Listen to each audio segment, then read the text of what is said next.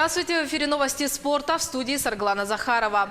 Футбольный клуб «Челси» одержал крупную победу над «Арсеналом» со счетом 4-1 в финальном матче Лиги Европы сезона 2018-2019.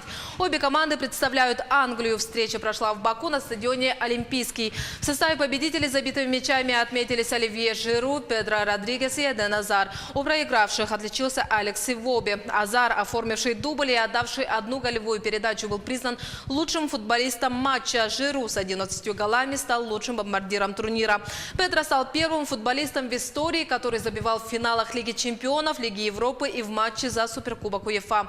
Челси во второй раз стал победителем Лиги Европы. Предыдущая победа была добыта в сезоне 2012-2013. Тогда в финале лондонцы обыграли португальскую Бенфику. КАС оставил в силе отстранение футбольного клуба «Рубин» от Еврокубков. Об этом сообщает пресс-служба казанского клуба. «Рубин» был подвергнут санкциям за несоблюдение критерия безубыточности в 2014 году. Согласно регламенту, с клубами, нарушившими это правило, заключается мировое соглашение, одним из основных пунктов которого является полное соблюдение финансового фейерплей на протяжении действия соглашения. «Рубин» нарушил условия договора, не выполнив требования безубыточности в течение сезона 2017-2018.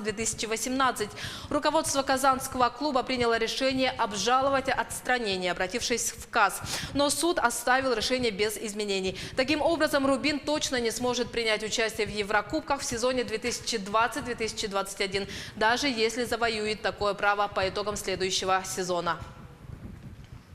Баскетболисты подмосковных «Химок» обыграли казанский «Уникс» со счетом 92-91 в четвертом матче полуфинальной серии плей-офф единой лиги ВТБ и вышли в финал турнира, а также завоевали путевку в розыгрыш Евролиги сезона 2019-2020.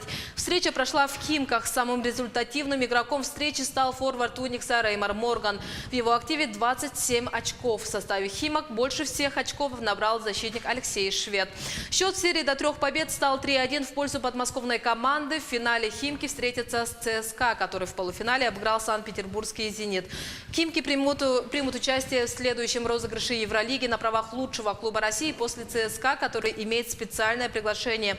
Армейцы и подмосковные «Химки» в 6-й раз играют в финале единой лиги ВТБ. Впервые в решающем противостоянии они встретились в промо-кубке лиги, который прошел в 2008 году. В 4 финалах с участием этих команд из 5 сильнее были армейцы. В сезоне 2010-2011 победа досталась «Химкам».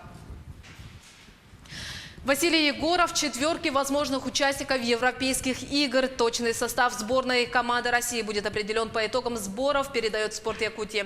С 1 июня расширенный состав сборной России по боксу разместится в центре олимпийской подготовки «Озеро Круглое». Здесь российские атлеты проведут заключительные учебно-тренировочные сборы ко вторым европейским играм в Беларуси.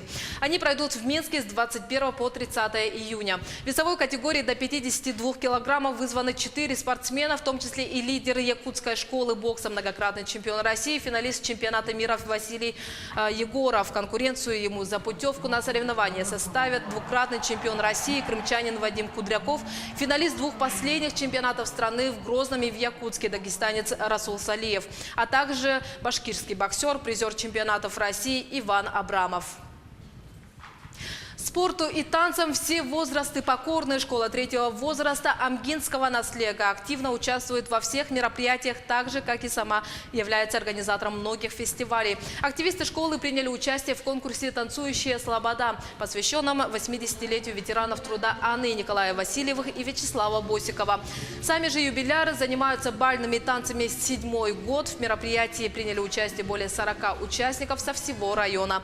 Преподаватели детской музыкальной школы искусств являются волонтерами школы 3-го возраста, обучают бальным танцам и оказывают поддержку для участия в республиканских конкурсах. С 2012 года мы 2 года один раз проводим республиканские региональные конкурсы среди бальных танцев. А нынче вот мы решили улусных наследов подтянуть, чтобы популяризовать этот вид танца. Да? У нас самый младший возраст это 50, старший у нас 80 лет. Это были новости спорта. Всего доброго.